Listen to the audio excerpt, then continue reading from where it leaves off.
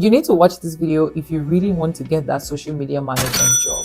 I know you've crossed onto the next stage, you've had the interview with the client or with the employer, and then at the end of the day, they do not get back to you and you're wondering what must have happened. I'm here to tell you everything you've done wrongly that you need to correct before your next interview.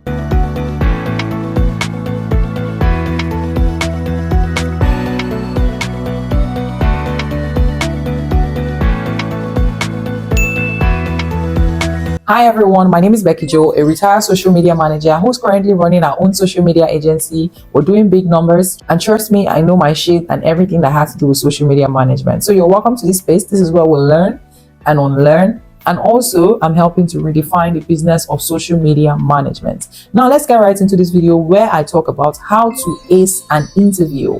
Whatever interview it may be, this video is going to be helpful to you. So let's get right into it. One of the mistakes I see a lot of you make that makes the interview, these things, like I remember a video I shared, I was talking about the common mistakes you make in your CV. They are so tiny that you don't pay attention to it, but they mean a lot. One, and the most important one, is you not coming to the meeting confidently. Some of you come with confidence, but your confidence is oozing of rudeness and ego, especially when you're not being asked certain questions and you don't have a response to it. And there are only two things that can make you be confident in your works or be confident in an interview. One is that you know your shit. You know the job that you applied for. You know what you are doing. You know that you have social proof. You know you have results. You have case studies of people that you've worked for and then you've gotten results for. That is going to help build your confidence. Secondly is early time arrival. Some of you attend interviews unprepared. I had an interview for my agency weeks back, and trust me, we told you that we're going to have an interview with you. We gave you the time. But because it is remote, you think that it is proper for you to either be in the toilet as at that time, or for you to tell me that you're in a bus, or for you to tell me that you went to buy bread and then I should hold on, that you'll soon be home. An hour before that time, you should make sure that nothing is going to distract you. Nothing is going to take you away from that position where you are in. Then you attend the meeting and you have your camera turned out. You're not properly dressed with your camera on so that they see you. And then even if nothing is in your head, at least have good looks. You want to be, and when you're being asked to now turn on your camera, you say, "Oh, where you are not home yet." You were. What if I had you come to the office? How would you come?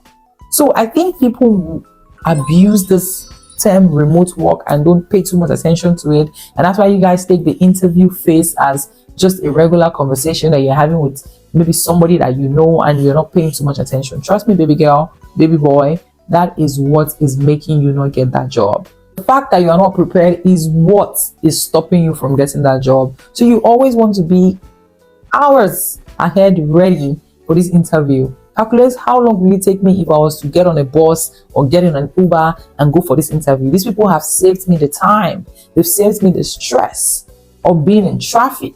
They've saved me the stress of being in a flooded, my Uber, a lot. They've saved you the stress. So why can't you show up properly? I don't want to talk about those of you that don't make research. You are applying for a job interview at a certain organization and you don't see it fit for you to go make inquiries, carry out research to know what that agency or that organization is all about. You want to go as far as knowing the CEO's page. As a social media manager, you should be good with this FBI job. CIA, is it CIA or CD? Google is your friend. What's the name of the company? Who owns it? You want to research, what have they done that they are not doing? So that by the time they are asking you questions, even if you don't get the questions that they ask you, that moment they say, "Do you have any questions for us?" You want to fire them with questions. So make them say, because they will be hiring a lot. And what will make you stand out is your USP, or should I say UVP, based on your unique value proposition. What do you have that others do not have? What makes you stand out? Go and research. Check out what's the upcoming project. What was something they did that did not work well? If you were supposed to be in that shoe, how would you have handled that situation? Let them know that you love them. How did you find it? How did you find the flyer? Be confident in yourself. Speak good of your works. Don't stammer. If you have to write certain things that you want to say, bullet points. Not during the call. Somebody there asked a question. She was typing ChatGPT. When I said turn on your camera, she's going, because from the way she was breaking, I knew, oh, what's this person doing? Another thing is, you also do not want to underprice yourself. I know that, oh, you may like the job, you want to do it, and employers do it a lot. You first throw it at you to see maybe you will muje, maybe you will catch it and say, oh yeah, I will work with you for that price. Or you can tell them, and some of you just call high price. It's not like you even know the job. I feel in the first month you can take the job, show them what you can do, and then ask for an increase. Or you do a pro bono. If you really want to work with that brand and you know that they have a lot to offer you, sign up for a pro bono. Throw compliments. When you come to, don't just be stiff. Yes. Yeah. Say, oh, your voice sounds great, ma'am.